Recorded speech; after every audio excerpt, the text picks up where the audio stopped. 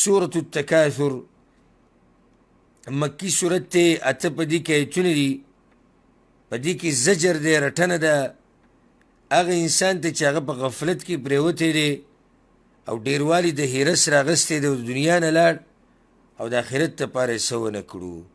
بسم الله الرحمن الرحیم الهاکم التکاثر غافله کړي یې تاسو ډیروالی د هیرس یا ډیروالی د مالونو یا ډیروالی د شیزونو.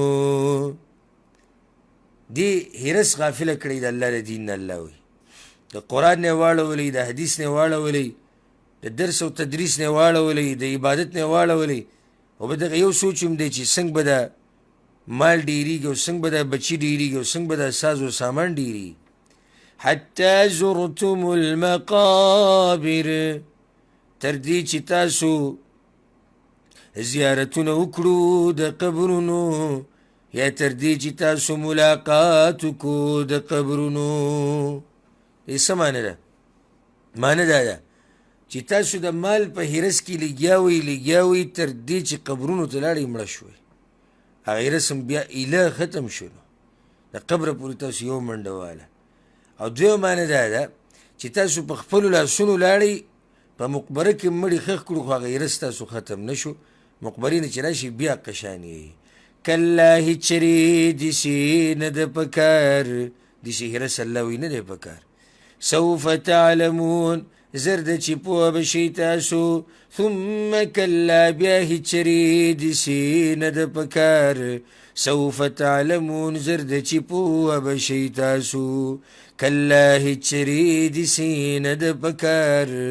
ګوره درې پیرې الله وایي داسې نه ده پکار. په غفلت کې دومره پریوتنې دي پکار. د مال په ډیروالي کې دومره هرس مه کوه، دنیا په ډیروالي کې دومره هرس مه کوه. لو تعلمون علم الیقین که چېرته تاسو پوهېدې په پوهې د یقین سره. که تاسو سره یقیني علم وی که نه یقیني چې مضبوط یقین هم پې نو تاسو په دنیا کې دا هرس نه وی کړی او نه به غافله شئ. لترون الجحیم خامخا اینی بتاسو جهنم. ثم لترونها عین الیقین بیا به خامخا اینی هغې لره په سترګو د یقین په یقیني سترګو به یې وینئ. اوس خو مؤمنانو په صرف ایمان د لیدلی خو نه دی او کافران ترې منکر دي.